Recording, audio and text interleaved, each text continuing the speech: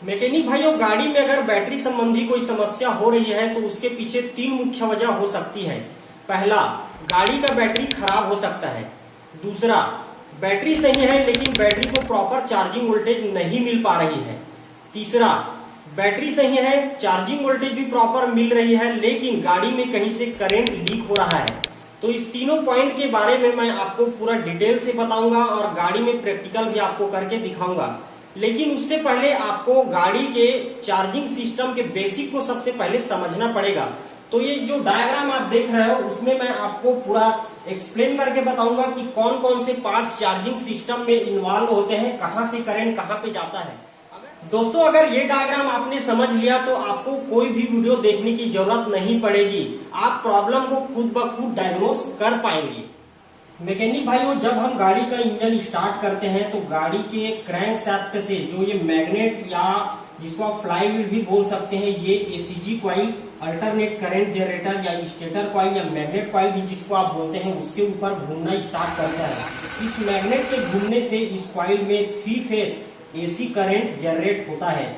इस AC current का amplitude और डायरेक्शन कंटिन्यू बदलते रहता है, इसीलिए हम एसी करंट को डायरेक्ट अपने गाड़ी में यूज नहीं कर सकते। सबसे पहले इस एसी करंट को डीसी करंट में कन्वर्ट करना पड़ेगा। तो इस एसी करंट को डीसी में कन्वर्ट करने के लिए हम यूज करते हैं रेगुलेटर रेक्टिफायर या जिसको आप आरआर यूनिट भी बोलते हैं। तो होंडा की BS6 गाड़ी में आप जानते होंगे कि आरआर यूनिट या रेगुलेटर या रेक्टिफायर अलग सा नहीं दिया होता, इसका ईसीएम ही रेगुलेटर रेक्टिफायर का काम करता है। तो इस एसीजी कॉइल में जो 3 फेज एसी करंट जनरेट हो रहा है, ये तीनों मोटे वाले वायर से होकर सबसे पहले ईसीएम में जाता है। ईसीएम में जाने के बाद ये ईसीएम उस करंट को रेगुलेट और रेक्टिफाई करके डीसी करंट में कन्वर्ट कर देता है।